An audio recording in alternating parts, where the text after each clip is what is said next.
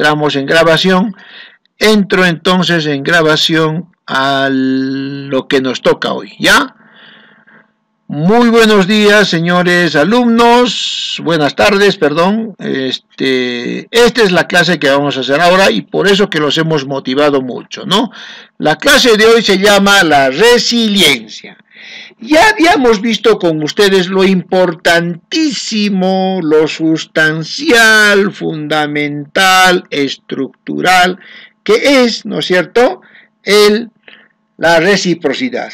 Habíamos visto que antropológicamente todo lo que pensamos, lo que somos hoy, nuestra vida, nuestra estructura, nuestras formas de pensar, amar, besar, acariciar, comer, estudiar, luchar por la vida, trabajar, en fin, todo lo que hacemos por el mundo, hoy tiene una raíz antropológica, una cultura de raíz profunda que viene de atrás y que viene de la masa, como hemos visto el video del color verde, ¿no es cierto? Ya, entonces, esa es la antropología. Eso pónganle a vuestro trabajo, ese enfoque antropológico, las mentalidades que vienen de atrás. Y de estas 6 culturas madres, ¿no? ¿Se acuerdan que hicimos en la clase sobre esto? Chip, microprocesador, ¿no? Ganges, todo eso. Entonces, ahí viene todo el sumum antropológico. Ya hemos hablado de la reciprocidad, ¿no es cierto?, cuán importante es, cómo es un mecanismo complejo de complementar productos poquitos que hay en un sitio, poquito en otro sitio, poquito en otro sitio, y con la potencia que tienen los camélidos lo mezclo y le doy protección, ¿no? Cómo esto genera mercado, cómo esto genera, ¿no es cierto?, democracia, ¿no es cierto? Entonces, ahora vamos a ver cómo, por ejemplo, en las épocas de Fujimori, de Velasco, en las épocas donde podía el Perú entrar en una crisis como Colombia o como Chile, donde han matado gente, o como Brasil, donde hay favelas, donde nadie puede controlar, ¿no es cierto? En Bolivia, donde hay grupos que se llaman indígenas y no quieren conversar, radicales, ¿no es cierto? O Ecuador, donde pues, ya hay también grupos. Eso no ocurre en el Perú. ¿Por qué? Ahora les voy a explicar por qué en el Perú no ocurren esos extremismos, ¿no? Ya hemos sacado un extremismo, ahora está entrando otro extremismo, no va a durar. En el primer tercio del año que viene vamos a tener otro gobierno, ¿no? Entonces, ¿por qué? ¿Qué pasa? Entonces, eso se llama la resiliencia, la continuidad, ¿no? Ya, con esta estructura que tenemos de, pues, camélidos, coca, pescado, instituciones, ¿no? Entonces, yo quiero, a partir de los caminos, de las grandes rutas comerciales, un poco entrar a este tema, ¿no es cierto? Estos caminos que están como herradura son circuitos de economías locales. Y esto que está grande con azul, son economías de las grandes rutas, ¿no es cierto?, de Marco Polo, de Europa al Asia, ¿no? Entonces yo quiero decir con esto, a ustedes quiero demostrarles cómo en la sociedad andina han habido estos caminos que han creado capital, resistencia y reciprocidad y mercado y democracia, ¿ya? Entonces, este torcidito así, en U invertida, como herraje, sería entonces la democracia y la resiliencia andina en democracia, reciprocidad y mercado. Y estos serían las rutas grandes internacionales con las cuales va a pelear, ¿ya? Serían sociedades totalitarias y sociedades emancipadas, o resilientes, ¿ya? Fíjense ustedes, el feudalismo es una herencia que viene de lejos, y tiene que ver con estos grandes caminos que unifican a los pueblos y los someten bajo un poder. Pero también existe el feudalismo como sitios pequeñitos, feudales, feudos pequeñitos. Pero también existe dentro de esos feudos mercados capitalistas que reproducen la reciprocidad andina. Ese es el punto de esta tarde. Cómo la reciprocidad andina todavía continúa en la colonia, continúa en la república y ahorita continúa con las remesas. Yo mando un pariente a Estados Unidos y el pariente hace fortuna, todos le damos platita, le mandamos su encomienda, pero ese pariente más tarde nos va a conseguir un empleo, un capital para hacer, digamos, industria, para hacer, no sé, venta, algo, ¿no? Entonces funciona, ¿no? Miren ustedes, la reciprocidad funciona con nichos ecológicos en el prehispánico. La resiliencia continúa en el mercado interno, con la ruta de la plata que va desde el Callao hasta Jujuy, Salta, Buenos Aires, de ahí a Potosí, que es una ciudad riquísima, la cuarta ciudad más grande del mundo en ese entonces, porque la plata lo levantó, pero no solo por la plata, sino porque la actividad comercial, el mercado y la democracia eran fuertes en Potosí, y esto lo hizo la cultura andina. Y más tarde tenemos esta posibilidad de reconstruir nuestros mercados internos. Entonces, yo quiero darle un enfoque económico y político a esto de la resiliencia andina, y les va a servir mucho en vuestro trabajo que están haciendo para explicarse ustedes otros fenómenos. Miren ustedes cómo este camino que era colonial monopólico, los andinos lo convierten en mercados locales. Le pongo con rojo, ¿por qué? Porque es capitalismo y democracia. Siguen con el mecanismo de la resiliencia, siguen con los mecanismos. ¿Qué ha pasado? ¿Hay algo? Sí, les estábamos avisando si está compartiendo pantalla. No estoy compartiendo. ¿Y por qué no me dicen? No, profesor. ¿Y por qué no me dicen? Caramba. Pero no, pues no, cuando comparto pantalla no veo yo el team, veo la pantalla, lo que estoy compartiendo. Tienen que decirme, carambas. Ya está, voy a repetir la clase, ¿ya? Voy a repetir, ya. Me tienen que decir, tienen que ser más honestos y sinceros conmigo. Yo a veces me distraigo y no estoy compartiendo pantalla. Siempre digo, comparto, están viendo, siempre les digo, ¿no? Y esta vez no. Ya está. Vuelvo a la clase. Hemos hablado de la reciprocidad, de las culturas madre. Tienen que decirme a tiempo, mira, ¿cuánto tiempo me han tenido hablando así? Tienen que ser honestos, sinceros y confianza. Yo soy qué cosa, malo, alguna vez les he maltratado, les he respondido mal a alguna sugerencia. No, nunca. Ya está. Ahí está, hemos hablado de la reciprocidad, ¿no es cierto? Hemos hablado de esto, y aquí está.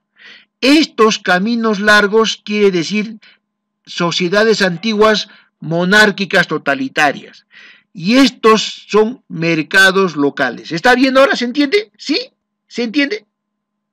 ¿Sí? Sí, profe. O sea, ¿cómo al mismo tiempo que grandes rutas, yo voy a enfocar la resiliencia en lo que son las grandes rutas, ¿ya? ¿Cómo estas grandes rutas, ¿no es cierto?, también se convierten en focos de capital y democracia? Y esto ocurre en todo el mundo. Esta es la ruta de la seda, tremenda ruta que conectaba Europa con China, Medio Oriente y el mar, ¿no es cierto? Y esto acá tiene otra bifurcación todavía en China, porque ni siquiera llega, esto hay que rehacerlo, ¿no es cierto? A ver, esto hay que rehacerlo, ¿no? Este camino va así, en realidad, va así, ¿ya? Está mal hecho este camino, ¿ya? Este camino va así, ¿ya? Va así, caramba, no sé cómo está, ahí está, este camino va así, a China, ¿ya? Todo China, ¿ya? Entonces lo grabo. Entonces es un camino así tremendo, ¿no es cierto?, que determina, pero al mismo tiempo va a generar, ¿no es cierto?, grupos de capitales en diferentes lugares, ¿ya? A eso voy. Ya hasta he dicho que hay tres tipos de caminos: la reciprocidad, que es pisos ecológicos, la reciprocidad de los mercados internos, y esto, por favor, aquí yo quiero detenerme. Este mapa y este esquema es importante que ustedes se lo graben. Les voy a dar el PPT y también la grabación de esta tarde, para que ustedes vean cómo ha funcionado la economía colonial con la resiliencia, la continuidad cultural. Había este camino de Callao, Huancavelica, Potosí, Abancay, Cusco, Puno, ¿no es cierto? Bolivia, La Paz, ¿no es cierto? Jujuy, Salta, Potosí, por acá, Buenos Aires. Era monopólico del Estado colonial. Pero sin embargo, los andinos agarraban las ventajas de este camino y se creaban mercados internos. Por eso que les he dado este libro de Senpaz Asadurian, La dinámica de la economía colonial, los mercados internos. Léanlo ese libro, es lindísimo para que entiendan y les va a inspirar mucho en vuestras obras artísticas, todo. Entonces, señores alumnos, había esta doble, ¿no es cierto?, doble lógica, por un lado monopólica feudal, pero también andina, que arrancaba el mercado y la democracia, porque aquí si hay mercado libre hay democracia. Eso es importante en esta tarde. O sea, para esto he hecho todo cancioncitas, conversatorios, para que ustedes conozcan esto. ¿Ya? O sea, que esto que dicen en Lima, ¿no es cierto? Justo que hemos hablado del tema, que aquí somos unos terroristas, comunistas. ¿Cuál comunistas? ¿Cuál estatistas? ¿Cuál terroristas? ¿Cuál economía venezolana? Si aquí los andinos hemos sido más capitalistas que los capitalistas británicos, más demócratas que ellos, siempre lo hemos sido. Por eso en los Andes jamás va a vencer ninguna dictadura ni ninguna economía de hambre. Por eso hemos resistido tantas y tantas crisis. Este es la explicación profunda, antropológica y cultural de nuestra resiliencia. ¿Por qué nos envidian los demás países? Chile tendrá pues una institucionalidad, acaba de ganar Boris, e industrias, pero no tiene lo que nosotros tenemos, esta resistencia. Ellos han tenido dictadura, una dictadura criminal que ha matado cientos de miles de personas. Y eso, así sea grande, no se lo va a borrar. Chile ha hecho su grandeza matando mapuches, matando.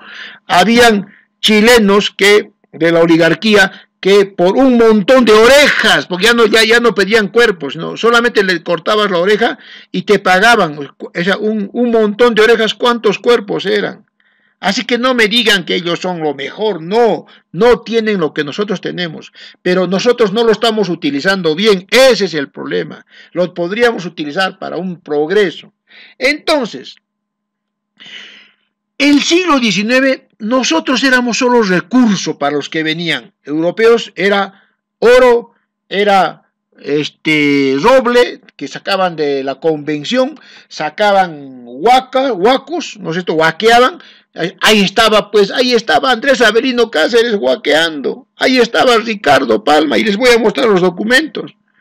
Entonces, para ellos éramos una geografía, pero en cambio para la cultura andina, ¿no es cierto?, era un espacio humano. Miren la gran diferencia entre el mercado que ellos concebían y el mercado de nosotros, la resiliencia. Por eso es que el paititi, pues ahí está mi abuelo, mi bisabuelo. Mi bisabuelo era un buscador de paititi, y buscando el paititi se metió un dinamitazo en la mano y voló su mano, ¿no? El señor Remigio Colpaer, ¿no? Ya después les voy a explicar por qué tengo apellido Romero. Miren ustedes cómo es que también desde el siglo XIX comienzan a inventarse nuevos caminos.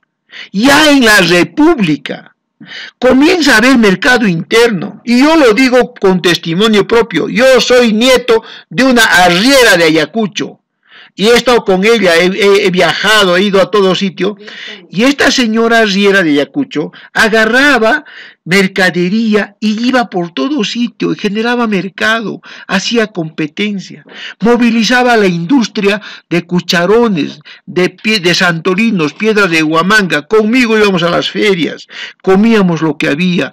Con los campesinos hemos vivido, y pues, a mí que me digan que soy gringo, que por mi apariencia soy un racista, que no sé, no. ¿Ya? Y otros hablan de la cultura andina y no conocen ni papas de la cultura andina, ¿no? Entonces, fíjense cómo han podido en el siglo XX, XIX, XX, hacer mercado, porque seguía esta ruta. Esta ruta ya no era muy, ya se cortó, había otra ruta, pero ya seguía. Y luego vienen las rutas transversales en el siglo XIX. Y la sociedad andina continúa. Luego viene el gobierno de Leguía y unifica a los pueblos de los Andes con la costa a través de las carreteras. Comienza a ver el regionalismo. Fíjense cómo la reciprocidad, el mercado y la democracia andina continúan. Continúan las carreteras en las sierras, las penetraciones a la selva. Digamos que ha sido una cosa importante en el siglo XX, todo lo que es la colonización de la selva. Después vamos a ver cómo los arrendires cafetaleros en los años 50, 60 en la convención, cómo hacen una revolución capitalista.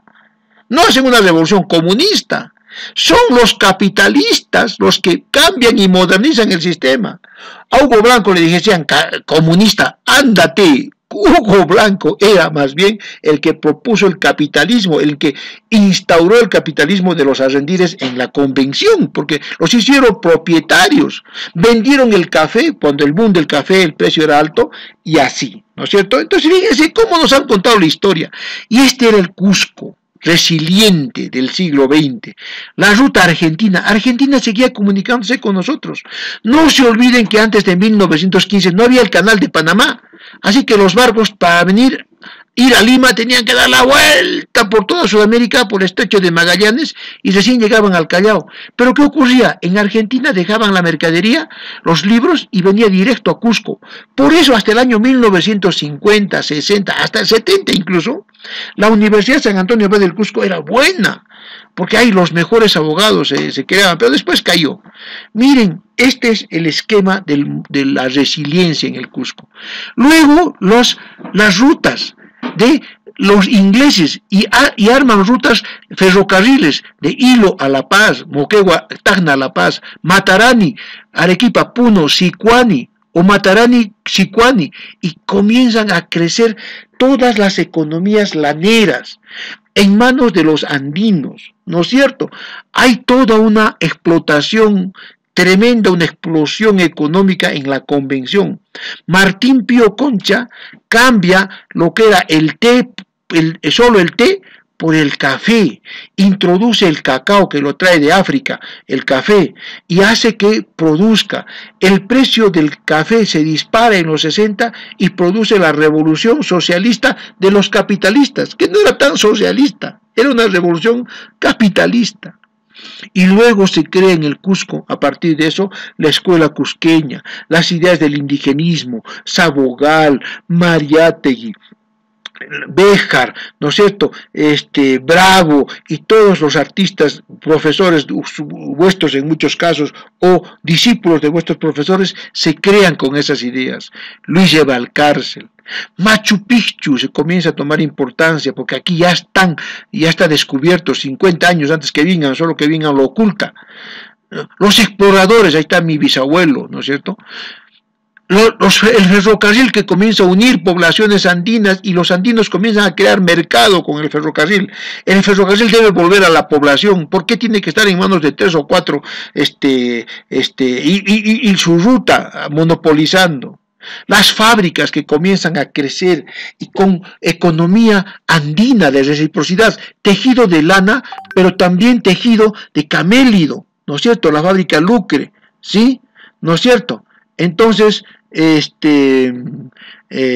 así, ¿no es cierto?, comienza a haber una explosión. Luego las regiones comienzan a crecer a partir de las economías regionales y andinas. Luego Cusco comienza a ser importante porque tiene el triángulo estratégico. ¿Qué significa estratégico? Que está cerca de todo. Por eso los incas escogieron Cusco, no porque era Cusco, sino porque de aquí podían ir al Océano Pacífico, a la selva, y tener todo el dominio de los puertos claves. ¿No es cierto? Entonces ahora tenemos eso, el turismo, cómo convierte el turismo cultural en una posibilidad, ¿no es cierto? ¿Cómo podemos hacer de Cusco todo ello? ¿Ya? Entonces, más o menos yo quería explicarles esto basado sobre todo en este mapa que hace de Cusco y de la cultura andina una cultura permanente. Esta sería la clave para entender cómo la reciprocidad, ¿no es cierto?, que se expresa en democracia, que se expresa en control de pisos ecológicos, en economías fuertes, en instituciones, ha continuado desde lo inca, pasando por la colonia, entrando a la actualidad, y cómo, por ejemplo, ante la crisis de los años 30 se producen los mercados. Ante la crisis de los años 50 se produce Villa El Salvador, se produce La Parada en Lima. O sea, el capitalismo en el Perú, la democracia ha sido salvada por la sociedad andina resiliente. Sendero Luminoso no ha sido derrotado por Fujimori ni por Keim, por Quetín Vidal, ha sido derrotado por las comunidades campesinas, por eso que los mataba, los masacraba. Luego Fujimori, cuando se excedió, fue derrotado por la movilización social. Luego la crisis de 2008 del neoliberalismo fue resistida por economías locales. Las crisis políticas actuales son resistidas por lo andino. Entonces aquí tenemos un ejemplo de resiliencia, señores alumnos, y este era el fondo de mi clase del día de hoy, ¿no es cierto?, que quería compartir con ustedes, ¿no? Van a disculpar la omisión de compartir pantalla, y esto quería decirles. Comentarios hasta aquí. Adriana, ¿qué dices? Profe,